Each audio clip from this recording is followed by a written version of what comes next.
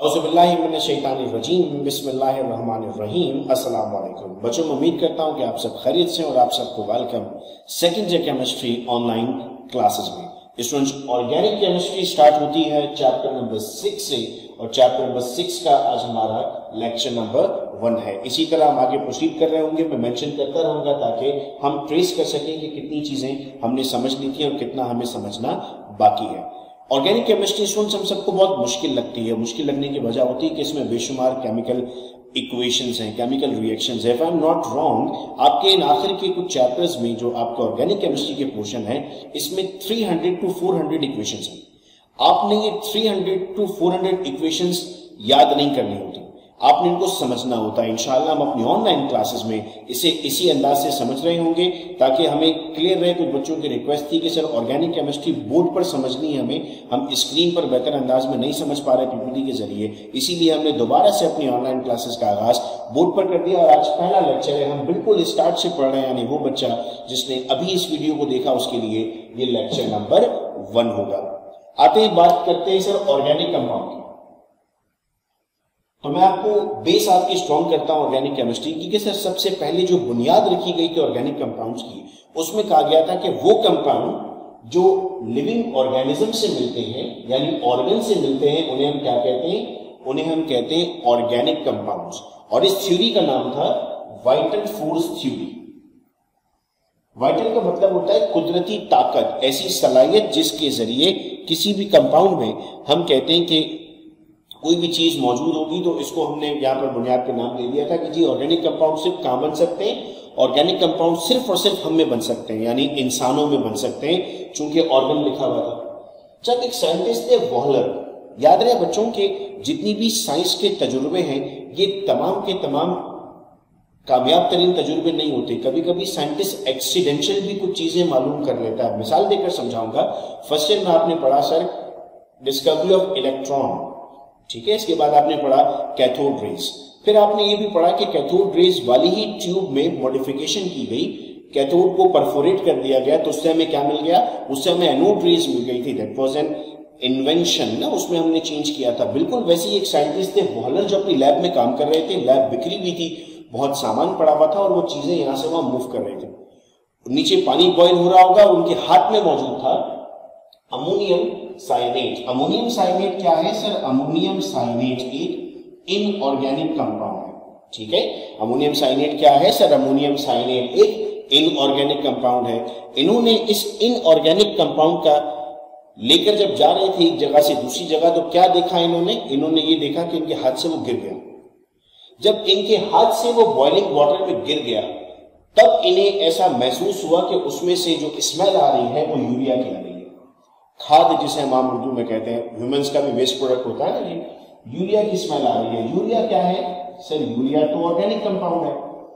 तो भाई अब तक तो दुनिया कहती थी कि लिविंग चीजों से ही सिर्फ ऑर्गेनिक कंपाउंड बन सकता है, लैब में नहीं बन सकता। वाइटल फोर्स थ्योरी ने कहा था, लेकिन यहां हमने क्या देखा? हमने देखा सर इनऑर्गेनिक कंपाउंड से क्या बना दिया? ऑर्गेनिक कंपाउंड बना दिया। तो वॉलर ने वाइटल फोर्स थ्योरी को खत्म कर दिया और कहा कि नहीं, ये जरूरी नहीं है कि किसी जानदार से मिलेगा। ये मुमकिन है कि वो जानदार से मिल सकता है, लेकिन बहुत सारे केसेस में हम लैब में बना सकते हैं। चूंकि बड़ी इन्वेंशन थी, तो अब वॉलर ने काम जानबूझकर किया।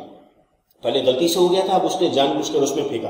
अब फेंककर उसने क्या देखा कि यस वाकई में इसकी स्मेल आ रही है और यूरिया बन रहा है। तो कहा जी वाइटल फोर्स थ्योरी खत्म हो गई, अब ऑर्गेनिक कंपाउंड्स वो हैं जो लैब के बाहर बन सकते हैं। फिर क्या डेफिनेशन मिली हमें ऑर्गेनिक कंपाउंड्स की? हमने कहा sir organic compounds are hydrocarbons, यानी carbon containing hydrogen and their derivatives. Derivatives का क्या मतलब होगा? उनसे मिलकर जो बने हैं, यानी बेसिक स्केलेटन कार्बन और हाइड्रोजन का होगा। ऑक्सीजन भी शामिल हो सकता है, नाइट्रोजन भी हो सकता है, सल्फर भी हो सकता है, लेकिन बेसिक स्केलेटन में आपके पास हाइड्रोकार्बन मौजूद होंगे, ठीक है सर। फिर हमने ये पढ़ा कि सर हमारे पास ये जो हाइड्रोकार्बन्स हैं, इन हाइड्रोकार्बन्स के इतने सारे कंपाउंड्स हैं। देखो अब तक भी 118 एलिमेंट्स डिस्कवर हो चुके। उन 118 में से मैं आपको अभी किन के बारे में पढ़ा रहा हूं? मैं आपको सिर्फ कार्बन के बारे में पढ़ा रहा हूं, और अकेले कार्बन की केमिस्ट्री को मैं नाम दे रहा हूं ऑर्गेनिक केमिस्ट्री। बाकी सबकी केमिस्ट्री को हम नाम देते हैं इनऑर्गेनिक केमिस्ट्री। अगर मैं गलत नहीं हूं तो मैं ये जुमला बड़ी भरपूर जिम्मेदारी के साथ कह रहा हूं कि जितने कंपाउंड इस कार्बन के हैं और जितने कंपाउंड बाकी सबके मिलाकर हैं, कार्बन के ज्यादा कंपाउंड्स हैं, उन 117 के कंपाउंड्स कम हैं, एक अकेले कार्बन के कंपाउंड ज्यादा हैं। तो कभी ना कभी जहन में सवाल तो आता है ना हमारे, सर ऐसा क्यों है? तो कार्बन में एक प्रॉपर्टी मौजूद है, उस प्रॉपर्टी को हम कहते हैं कैटिनेशन। क्या कहते हैं? रिपीट करना, कैटिनेशन। कैटिनेशन का मतलब होता है ability to form long chains, ऐसी सलाहियत जिसके जरिए लॉन्ग चेन्स बनाई जाती है। तो कार्बन की आदत है कि वो चेन फॉर्म करता है, कार्बन से कार्बन मिलता है, नए नए कंपाउंड्स बनते हैं। यानी मैं इसको अब आपको यूं समझाता हूं कि घर में 5 लोग हैं, एक बंदे की आदत है सबसे दोस्ती रखना, सबसे हाथ मिलाना, सबसे अच्छे से बात करना, तो उसको पूरे खानदान में सब लोग बहुत ज्यादा पसंद करते हैं। कभी वो किसी शादी में नहीं जाता तो पूछते हैं यार फलां नहीं आया, क्यों नहीं आया? जो गया होता है वो सोचता है मैं आया हूं, मेरा नहीं पूछ रहे, जो नहीं आया मुझसे उसका पूछ रहे हैं, क्योंकि उसके अंदर क्या मौजूद थी? कैटिनेशन मौजूद थी। तो कार्बन में भी क्या मौजूद है? कैटिनेशन मौजूद है। फिर ऑर्गेनिक केमिस्ट्री में हमारे पास एक डेफिनेशन आती है फंक्शनल ग्रुप। ये क्या होता है? सर वो ग्रुप जिसकी वजह से उस कंपाउंड की प्रॉपर्टीज हैं वो कहलाता है फंक्शनल ग्रुप। मिसाल के तौर पर हमारे पास अगर कोई कंपाउंड है जिसमें हमारे पास, मैं आपको लिख के बताता हूं, कार्बन है, हाइड्रोजन है और ऑक्सीजन है, उसकी प्रॉपर्टी किस पर डिपेंड करेगी? उसकी प्रॉपर्टी डिपेंड करेगी फंक्शनल ग्रुप पर। CH4 का नाम हमने सुना है, CH4 होता है मीथेन। ये नेचुरल गैस भी है, ये सुई गैस भी कहलाती है क्योंकि सुई के मकाम पे मिलती है। और CH3OH का नाम भी आपने सुना है, ये है मिथाइल अल्कोहल। अगर मैं स्ट्रक्चर ड्रॉ करूं आपके सामने तो कार्बन के साथ अगर 3 इस तरह हाइड्रोजन अटैच कर दूं तो ये किसका स्ट्रक्चर बन गया? ये मीथेन का स्ट्रक्चर बन गया। अब इसमें फंक्शनल ग्रुप क्या है? सर सिंगल बॉन्ड आपको नजर आ रहे हैं, ये सिंगल बॉन्ड इसका फंक्शनल ग्रुप है। तो मीथेन क्या है? सर मीथेन एक गैस है। अब मैं क्या करता हूं, मैं इस H को रिमूव कर देता हूं और रिमूव करने के बाद OH लगा देता हूं। अब OH क्या है? अब इसका फंक्शनल ग्रुप क्या बन गया है? सर इसका फंक्शनल ग्रुप OH बन चुका है। इसका फंक्शनल ग्रुप क्या बन गया? OH बन गया। अब प्रॉपर्टीज बदल गई, CH4 गैस थी तो ये लिक्विड है, ठीक है, तो पूरा स्टेट ऑफ मैटर भी चेंज हो गया। तो ऐसा तरीका जिसकी वजह से आपका स्टेट ऑफ मैटर बदल जाए, जिसकी वजह से प्रॉपर्टीज बदल जाए, वो क्या कहलाता है? वो फंक्शनल ग्रुप कहलाता है, ठीक है। अब 3 मैंने फंक्शनल ग्रुप की एग्जांपल्स यहां पर लिख दी है भाई। Alkane, alkyne, alkyne. पढ़ो मेरे साथ, अल्केन, अल्कीन, अल्काइन। अल्केन में क्या होता है? Single covalent bond. अल्कीन में क्या होता है? Double covalent bond. और अल्काइन में क्या होता है? Triple covalent bond. तो फिर पढ़ते हैं भाई साथ में, अल्केन सिंगल कोवेलेंट बॉन्ड है, अल्कीन डबल कोवेलेंट बॉन्ड है और अल्काइन ट्रिपल कोवेलेंट बॉन्ड है। अब मैं आप लोगों को गिनती याद करवाता हूं। आप कहेंगे गिनती तो हमें आती है, लेकिन मैं ऑर्गेनिक की जबान में गिनती आपको याद करवाता हूं। 1 carbon, 2 carbon, 3 carbon, 4 carbon, 5 carbon, 6, 7, 8, 9 और 10। तो टोटल कितने कार्बन है हमारे पास? 10 कार्बन है।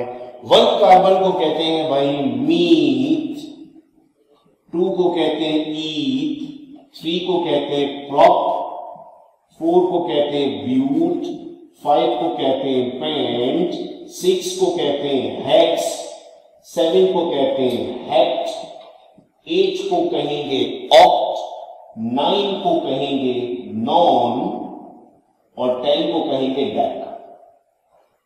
तो अगर 3 कार्बन हैं और उनके दरमियान सिंगल कोवेलेंट बॉन्ड है तो नाम बनेगा प्रोपेन। सिंगल के लिए क्या आता है? ANA। अगर 3 कार्बन है और डबल कोवेलेंट बॉन्ड है तो नाम बनेगा प्रोपीन। अगर 4 कार्बन है और ट्रिपल कोवेलेंट बॉन्ड है तो नाम बनेगा ब्यूटाइन। तो अब हमें ये समझ में आ गया बेसिक नाम देने का तरीका कि किस तरह हम कंपाउंड्स को नाम देते हैं, और ऑर्गेनिक केमिस्ट्री की कुछ बेसिक्स हमने अपने पास इस वक्त नोट कर लिए। स्टूडेंट्स, अगले वीडियो लेक्चर में हम पढ़ने जाएंगे IUPAC नोमेनक्लेचर और इसमें हमें अल्केन, अल्कीन और अल्काइन के नोमेनक्लेचर्स को समझना है। वीडियो लेक्चर अपने फ्रेंड्स के साथ हम जरूर शेयर कर दें जो घर बैठे ऑर्गेनिक केमिस्ट्री की तैयारी करना चाहते हैं। आप चाहें तो आप हमारे व्हाट्सएप ग्रुप का पार्ट भी बन सकते हैं। 0333224331 पर अपने नाम और कॉलेज के नाम के साथ मैसेज कर दें ताकि आपको व्हाट्सएप ग्रुप में भी ऐड कर दिया जाए। थोड़ा सा वक्त लगता है व्हाट्सएप ग्रुप में ऐड करने का, क्योंकि काफी सारी रजिस्ट्रेशन आ रही होती है हमारे पास, लेकिन आपको थोड़े वक्त बाद व्हाट्सएप ग्रुप में ऐड कर दिया जाएगा। यूट्यूब चैनल को अगर आप सब्सक्राइब करते हैं तो जैसे ही हम कोई वीडियो अपलोड करेंगे वो फौरी तौर पर आप तक पहुंचेगी। बहुत शुक्रिया बच्चों आप तमाम का इस वीडियो लेक्चर को सुनने का। अपना बहुत ख्याल रखना आप सब लोग। अल्लाह हाफिज।